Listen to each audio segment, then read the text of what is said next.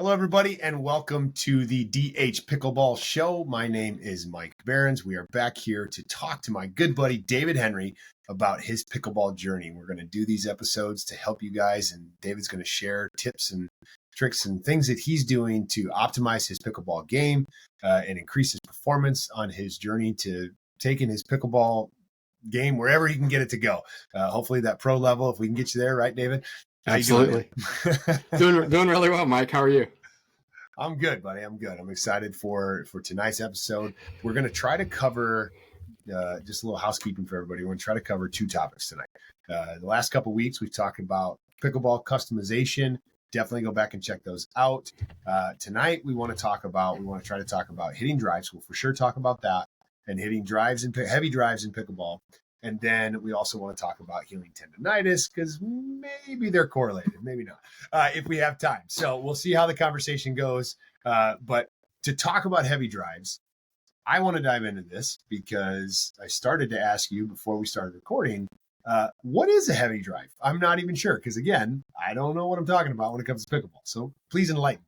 Yeah, for sure. So again, kind of going back to my tennis days, there's a saying in tennis that says he or she hits a really heavy ball. Okay. So yeah, what does that mean? He or she hits a heavy ball, and a heavy ball means that you as the person receiving that heavy ball, that you have to hit it back, that it just feels heavy to you. Okay. And what that means in like real life terms is that it's fast and it has a massive amount of top spin. So that ball just feels like it's just penetrating heavy into you, and it's just a harder shot to hit back with, precision and accuracy and even more power because it just feels so heavy coming at you. And it's not necessarily, there's some debate in the tennis world, but it's not necessarily just a fast shot. And it's not necessarily just a shot that has heavy top spin. It's both. It's a fast shot that has heavy top spin that's just really penetrating. And so in pickleball, we have the opportunity on return of serve or, when we're pinned at the back of the court, we can obviously kind of drop it and come to the kitchen line, but then we can also drive that ball. And old school pickleball was a lot more dropping the ball, coming in, Now the game's just getting, that so many more people are entering the pro game and so many more younger people are playing pickleball. The game's just getting faster and more powerful. And, you'll probably see a lot more drives nowadays than what you used to. And still, the drop is super important, in other types of shot, but the drive's an important shot as well. It's one that I like to hit. If you ask me what my best shot is, it's probably my forehand drive. I can hit a very heavy ball on my forehand drive. But anyway, but back to it. It's interesting from a tennis perspective is that most people probably know Rafael Nadal, who is going to go down as one of the all-time greatest men's tennis players of all time. He's second he's second right now in Grand Slams. Novak Djokovic just overtook him, winning the French Open a week or two ago as the most Grand Slams. But Nadal's second with Federer third. So a lot of people think it's Federer's the GOAT, but Nadal's got more, and now Djokovic does. But anyway, Rafael Nadal, he was always known for hitting incredibly top spin shots. So he hit a massive amount of top spin on his shots, but the power and the pace wasn't quite where it needed to be. And so there was a point in his career where he knew in order to keep up with Federer and Djokovic that he had to hit a heavier ball. So he couldn't just have the top spin, which was awesome, but he needed to hit a heavier ball. So what he did was he added weight to the very tip of his racket, increasing his swing weight that we've talked about in other episodes that allowed him to get more power and more spin and then really hit a heavy ball. And so that's what he did. And it really improved his game. And yeah, I just feel like a heavy ball on your drives in pickleball, it's an important shot to have. Well, okay, all right. Thanks for explaining that. That helps me understand what exactly a heavy drive is. Sure. So in the purposes of the game, what makes that such an important thing? Like what the power that comes, the speed that comes, does it make it difficult to return? Is like why should I really focus on improving my heavy drive shot? Yeah. I mean, again, it's for your opponent. It's just a penetrating shot that feels quote unquote heavy to them that makes it harder for them to return. Or if you can hit a blistering drive down the middle between two people in doubles, and down the middle solves the riddle is what they say, and so you can hit a drive and just blast it down. Or if someone's cheating middle and leaving you that line, you blast a heavy drive down the line, blow it right past them, and there's even kind of, like I mentioned, the drop shot's important to get in pickleball and also a drive. There's actually even kind of a new version, which I've heard people say recently, called a drip, which is in between a drop and a drive. So it's a drive that, though the topspin on the drive, it's a drive that it dips right after it goes over the net. So it's kind of in between a drive and a drop called a drip. But anyway, I don't know that that's an official shot yet, but I have heard some people mention it on court. Oh, that's awesome. Yeah. Okay, so how do you when you're going to set up to hit that, how do you position what makes it a special shot? How do you hit it? Yeah. I mean, so there's, in my opinion, there's three key factors that contribute to hitting a powerful shot with massive topspin or to hitting a powerful drive. And the first factor, which is by far the most important, is stroke mechanics. Okay. So old school tennis to new school tennis, and I know this is a pickleball podcast, and I'm talking about tennis all the time, but it's a good reference point. And the same applies to pickleball. You can hit a flat stroke where you're just kind of coming through the ball. Okay, you're just hitting flat right through it. Okay, you're never going to generate topspin with a flat stroke. It's just from a stroke mechanics standpoint, it's impossible. Then there's what I would call old school topspin, which is low to high. So, your strokes going low to high and you're brushing up on the ball a little bit. It's giving a little bit of topspin.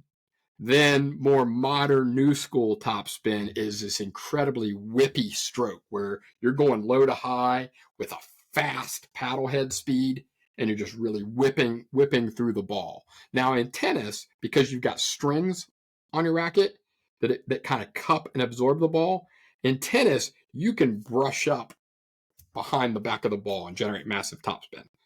Pickleball, because you've got a dead ball, hard plastic wiffle ball, and a dead flat paddle that doesn't have strings to cup the ball, if you brush up that much on a pickleball, the ball is going to go in the ground. So on pickleball, you got to hit through it a little bit more, but then you can really finish with your follow through with an incredibly whippy stroke. And again, it just adds a lot of spin. And so, I see a lot of times, like in Facebook groups for pickleball, there's a couple popular ones and things like that. And like forums, people are saying like, what's the best paddle to generate spin? If you don't have the right strokes, it doesn't matter what paddle on the face of the earth you're playing with, you're not going to generate spin if you've got non-spin producing strokes.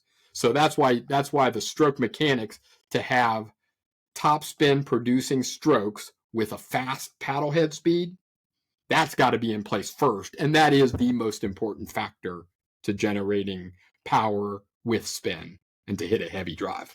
Oh, okay. How can I work on that? How do I improve that? The mechanics of my stroke?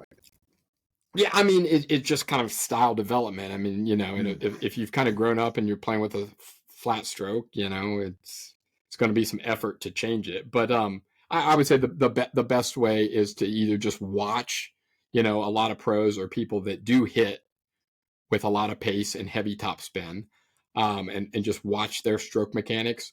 Or probably the best way is to find a certified teaching pro Got it. explain what you want to accomplish. Now, again, it could be an old school pro who maybe he or her himself doesn't hit with that type of stroke. So Sure. they're probably going to have a hard time teaching you. So, I think like with anyone and anything in life is to find someone that is achieving the results that you want, mm-hmm. and then mimic, kind of what they're doing. But it'll take some observation, and it'll certainly take some practice to hit that type of stroke, but certainly possible. For sure. It's just for me. It's just more natural. That's the way I played tennis, and that's kind of the way that I play pickleball. When you switched to when you started playing pickleball, it was just a natural stroke for you to have, like, because you already had it from your tennis days. Yes and no. So I think in that first episode we covered how I bought those expensive paddles, went out one time and said I hated it, and I sold those paddles on eBay. Well, that was part of the problem, because in tennis I really brushed up against the ball. I brushed up against the backside of the ball and generated topspin, and I tried to do that with pickleball, and the ball was going in the ground. Again, dead ball, dead paddle, no cupping effect on the strings. So it was horrible. I quickly had to adjust my stroke to where I'm hitting through the ball a little bit more and then coming through my follow through. So in tennis, I would just pretty much do follow through straight up. Yeah. Whereas in pickleball now, I got to hit through the ball a little bit more, but then I can really generate. So yes and no. Yeah. It helped me. Okay. How long did it helped me more? It helped me more than probably than it didn't help me. How long was the transition? Did you figure it out yourself, or did working with the coach and the trainer, did that help you get that figured out? Yeah, I figured that myself. Okay. I mean, the transition came after I finally 6 months later decided that I needed to give pickleball another fair shot, and then started playing again for real after selling my original paddles. But yeah, I realized it right away that I just know the game well enough, tennis and racket sports. I know it well enough that it immediately clicked. Okay, I got to come through the ball more. Okay. Does it make when you hit your heavy drives? Would you say that that's probably one of your go-to shots, or do you use it sparingly? Like, how frequently do you use it? Yeah. I mean, pretty much every single return, I'm driving the ball. So the server serves it to me, and I'm driving the ball back on my return, either forehand or backhand, and then. There's a super important shot in pickleball. It's called the third shot. So the serve, the return, then that third shot is super important. And a lot of times, you hear people so often say third shot drop, where the old school used to be you always drop that third shot. Now that's changing a lot, where there's a time to drop the third shot, for sure there is. There's also a time to drive the hell out of that third shot. And so basically, when I first started playing pickleball, drives came super natural to me, because I was a baseline tennis player hitting a lot of ground strokes. So drive is the equivalent of what tennis calls a ground stroke. So for me, drives came really natural, and those were my go-to shots out of the gate in pickleball. Sure. But then as I got more experience, started playing at a higher level, really, I think I said in one of the episodes, that there's an announcer on the pro pickleball tour. He says pickleball is chess, not checkers. So there's just a lot of strategy. So as I've learned the game more, I've gotten away from just drive. And I think that's what you see a lot of times when people come from tennis to pickleball. They're just drive. And they're good, but they're not really good, because they've not incorporated that soft game or the short game of the drops and the dinks and the strategy and the placement.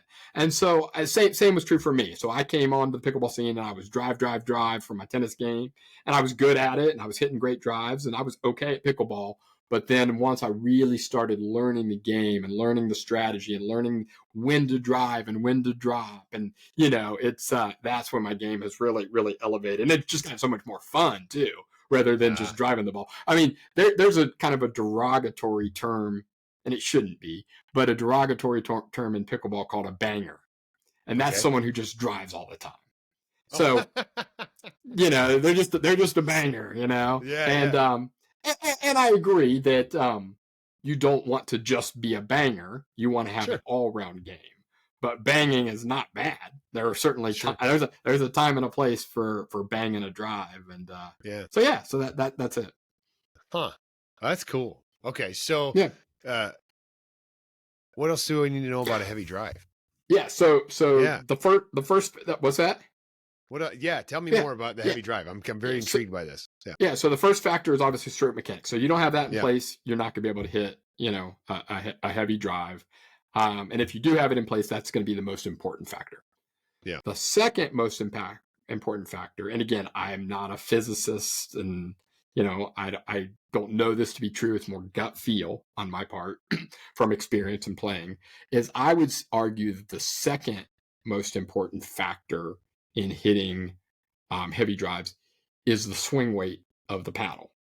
So basically, a higher swing weight on the paddle means that you've got just more mass. So again, you go back to what we said in the first step: top spin producing stroke. So coming through the ball with a fast paddle head speed and a whippy follow through. Mm-hmm. You add to that extra mass coming through. So you got extra mass coming through on a fast paddle head speed with a whippy follow through. That's going to put some serious pace and spin on the ball. So I believe that the swing weight of the paddle plays an important role, the second most important factor in hitting a heavy drive. Huh. Okay, so that would be a great reason for people to go back and listen to the previous episodes about paddle customization. Yeah, for sure. Okay, so if you don't have the mechanics down, the swing weight can only do so much, right? Correct. Mechanics have to be in place. Yeah. You could have an incredibly high swing weight on your paddle, but if you're still hitting a flat stroke, the higher swing weight would help with the pace and power part of it. Sure. But not the top spin. And remember, a heavy ball is both. Yeah. Pace and top spin. So swing weight would help with the pace, even if you have a flat stroke, but it's not going to give you that spin. So if I wanted to be a banger, have the swing weight be really high, right? Correct. Correct. Now it does have its disadvantages, and maybe a banger doesn't care about this, but the disadvantages of when you're at the kitchen line for a fast hands battle, a volley, that heavier swing weight or a heavier paddle is going to slow down your hands a little bit, and it also has a downside, which we're going to lead to it, where too high of a swing weight can wreak havoc on your arm and elbow. Yeah, that was going to be a question. Was there a point of diminishing returns with the swing weight? And that's topic 2 for this conversation. yeah, for sure. But yeah, and so then to talk about the third factor that I feel is most important. And again, some people may argue this point, and I don't have any hard data to back it. Again, it's just gut feel and experience. Is the paddle surface. Okay. So this Franklin paddle that we showed, before in the previous video. This is what it is, a fiberglass face. Okay. So a fiberglass face is going to give a little bit more pop, power, speed, the ball coming off of this a little bit faster. Whereas what I play with now in my Yolas is carbon fiber surface. Okay. So the carbon fiber is a little bit more grittier. So to grab the ball a little bit more. And I think, we're talking like fractions of a second, but the dwell time of the ball on the paddle with carbon fiber surface is a little bit more. So the ball stays on the paddle. Again, we're talking like a fraction of a second longer than it does on a fiberglass, where it's going to come off right away. So because of the grittiness and because of a little bit more dwell time, whereas like in tennis on the strings, there's a lot of dwell time. That ball hits the strings, and the strings move backwards, and they cup the ball, and so there's a lot of dwell time in tennis. But in pickleball, not as much. But the carbon fiber surface does make a little bit of difference in adding spin. So that helps with the heavy drive. It doesn't necessarily help with the power piece, because actually probably is a little bit less power, but it adds more to the spin piece of hitting a heavy drive is the paddle surface. So those are David Henry's, for whatever it's worth, those are David Henry's 3 factors in order of, what helps produce a heavy topspin or backhand drive. Yeah. So recap: stroke mechanics, the swing weight, and the paddle surface. Correct. Yeah. Huh. Okay. That makes a lot of sense. So if I'm trying to improve my heavy drive and I'm still working on my stroke mechanics, getting swing weight and getting a better surface could help me as I'm improving the mechanics, and then I can work on the mechanics as I have a better paddle. Yeah, absolutely. I mean, I think first and foremost would be just to nail those mechanics. Yeah. Okay. Before even worrying about the other two, is just nail those mechanics to where you're hitting that low to high, fast paddle head speed, whippy follow through type of stroke. Got it. Cool. Very cool. Yeah. I think that's great for heavy drive. For beginners, because I like to ask them for beginners. Yeah, of course. Should they even worry about a heavy drive yet, or should we still be just focusing on mechanics of everything before we get into the heavy drive? Let me rephrase that question. How soon, as a beginner, should I concern myself with hitting a heavy drive? Not that soon. Yeah. Not that soon. Yeah. Learn the game, learn the scoring, learn a little bit of strategy, learn the strokes that you need to hit, what and when and where, and all that, and then later you can worry about that. I mean, there's different rating systems within pickleball, and there's all kinds of controversy and pros and cons to the different rating systems and things like that. But there's more of a standard one, which is very similar to tennis, which was like a 2.0 player, and then a 2.5, and a 3.0, 3.5, 4.0, 4.5. 5.0 player is an incredible player, and beyond 5.0 would probably be pro. Okay. So I probably walked onto the court day one playing at like a 3.5 level. Again, I was just fortunate with my racket sports background and athleticism and things like that. So I probably walked on playing like a 3.0 level, a 3.5 level on day one. And then right now, on a good day, I can hang with the 4.5s easy. Okay. Sure. On a bad day, I guess I could be down with the 3.5s on a really bad day. and most days I'm always playing at like a 4.0 level. But anyway, I share this to say that probably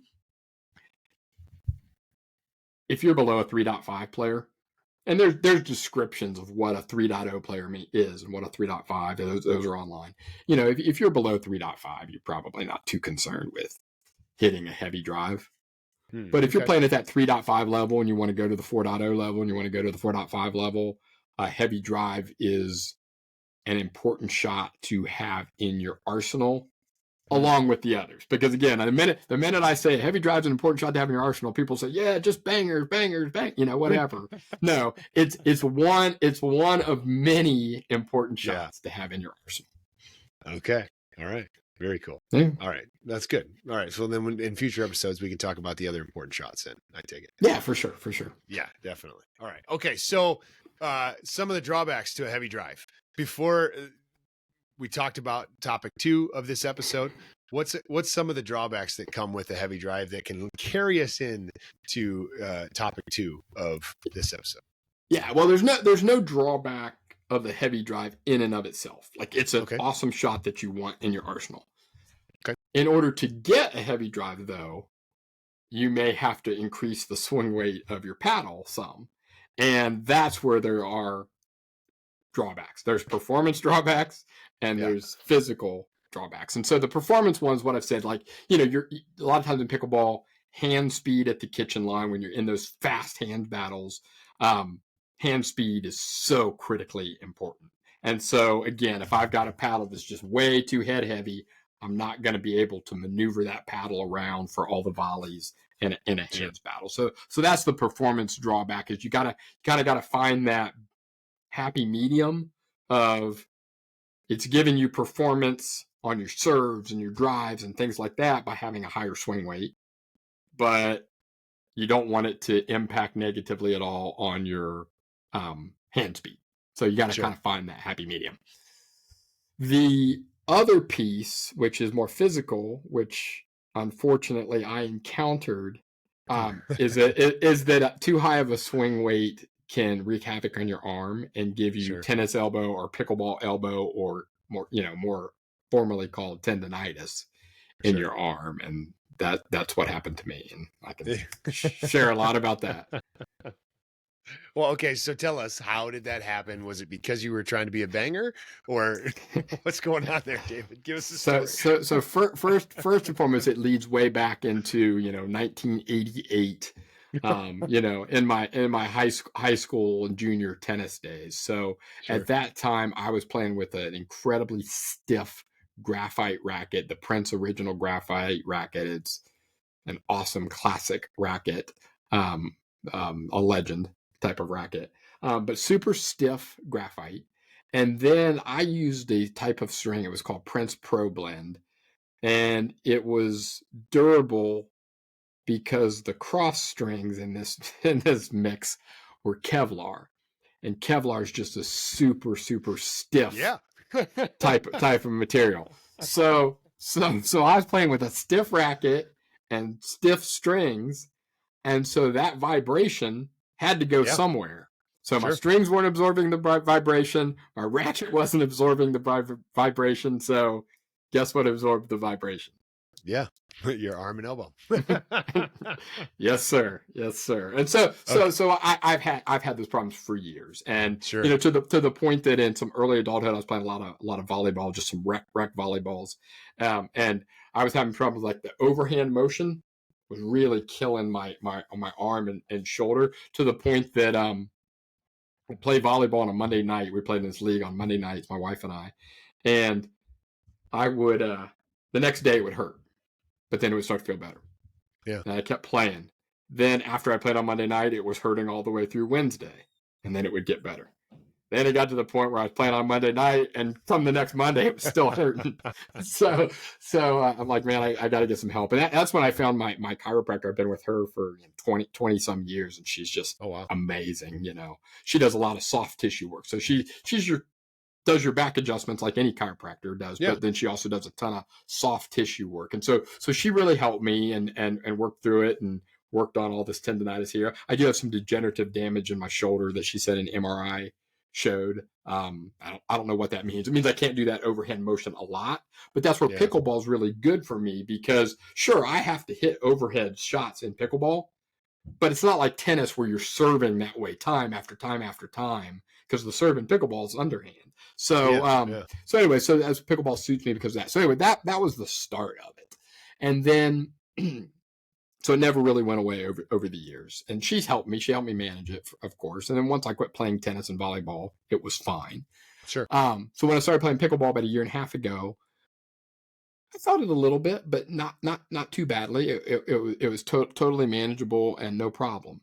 Well, then one day last June, the guy Andy Mittauer, who I play a lot of 50+ doubles with him, we played our first tournament together over in Columbus, Ohio. And before that tournament, I, like a dumbass, loaded up the head tip of the paddle. Okay, so I increased the swing weight quite a bit, and man, was I hitting drives, heavy top spin drives. I was doing that. Well, then the tournament, the way that, bless the lady's heart, she was such a sweet tournament director.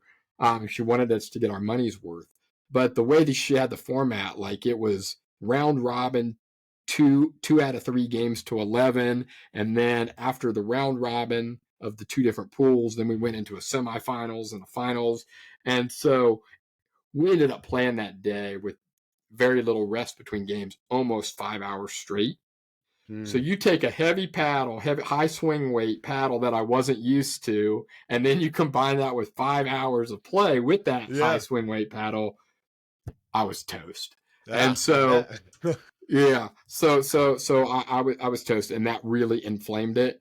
And up until recently, probably maybe the last month or so, I was battling it from last June all the way through about a month ago, and it was rough, really rough. And I played through it and powered through it, but fortunately, done some things. We can talk about those to make it better. Yeah. You said about a month ago. So what'd you do to make it better? Because I'm curious, because I have some elbow issues once in a while too. So what are you doing to make it better? Yeah, and I probably should clarify, this is not medical advice. This is just what I this is not a doctor. No, I'm not a doctor. These statements are not evaluated by any medical professional. But it's just what I did. But first and foremost, I work with my chiropractor again. She's absolutely amazing. Give her a plug, April Dunnington in the Dayton, Ohio area. If anyone listening is from this area and needs a chiropractor, she's amazing. I've been with her for 20 plus years. My whole family goes to her and we absolutely love her. So I started working with her. And so she's just doing a lot of soft tissue work to just dig in, Rolfing type of massage, like deep massage, where she's just breaking down all the knottiness. So the tendon, get into knots and everything really get tight. And she's just breaking it down and just working me over the coals. My wife and I joke that we got a massage from April today, because there is nothing relaxing about it at all. Like it'll make tears come down your eyes what she does to you. But it helps. And so it was helping. And then she had me wearing KT tape. So, you see that on all kinds of sports athletes. They've got this tape all over their bodies in different patterns and things like that. And I didn't know much about KT tape, wasn't necessarily a huge believer in it or whatever, but she swears by it and I trust her. And she was adamant that it had to be KT brand just because of the weave and stuff. I don't know, because there's a bunch of knockoffs, but a KT. And so I started using KT Extreme, which is a thicker, more adhesive tape. Like it's their top of the line KT tape. Cool. So I started to use that, and what, as I understand it from her, the benefit of that is it supports the muscles and tendons where they need supported. So, for example, a lot of people in tennis with tennis elbow, they wear this hard brace that clamps down over this part of their arm.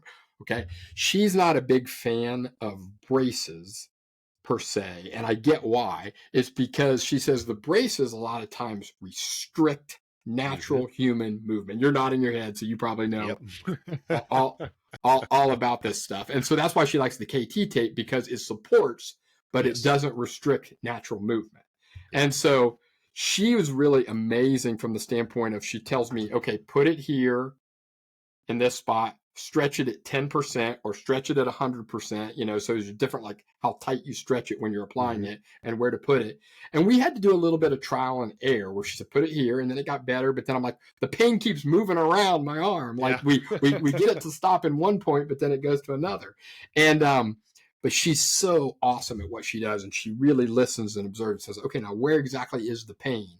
And so we got it dialed in to where, can you see, I've got a circle of it that goes around my entire shoulder of KT tape there. And then I wear one that kind of crosses my arm from my thumb. It kind of crosses to the outside of my elbow.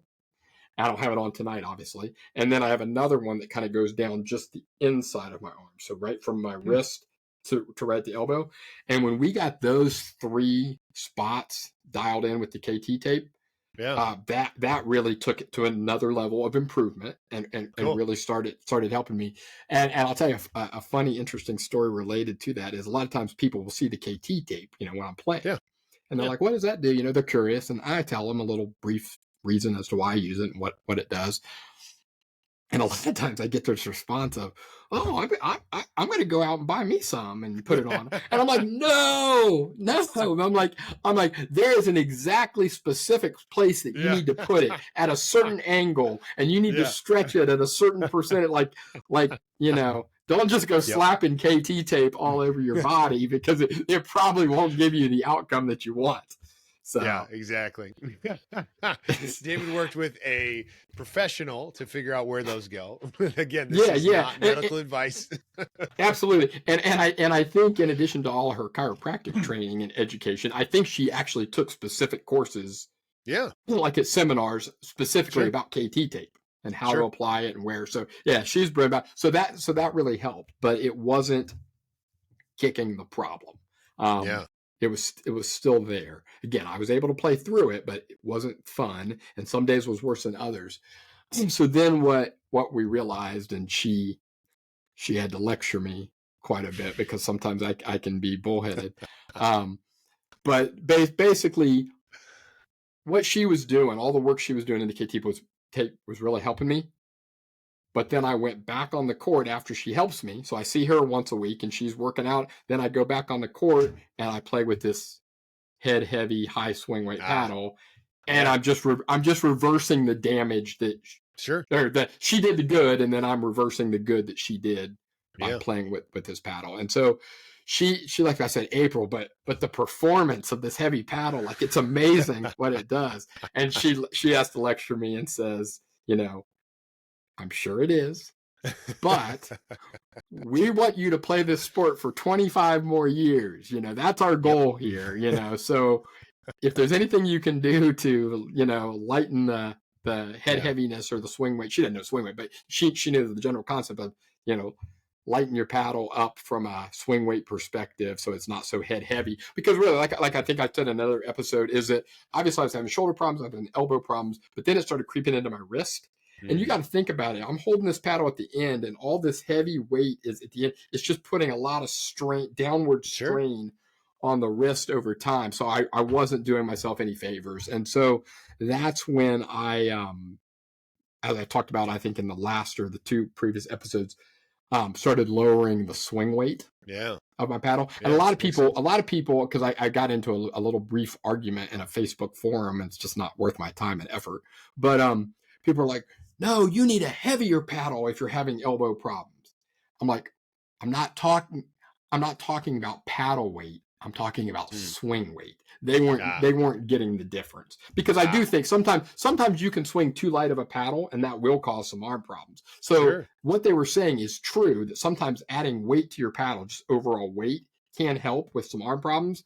But my specific problem wasn't a paddle weight issue. It was a paddle swing weight issue. And that's where these internet trolls were not, they were not understanding that and telling me that I just needed to, you know, whatever.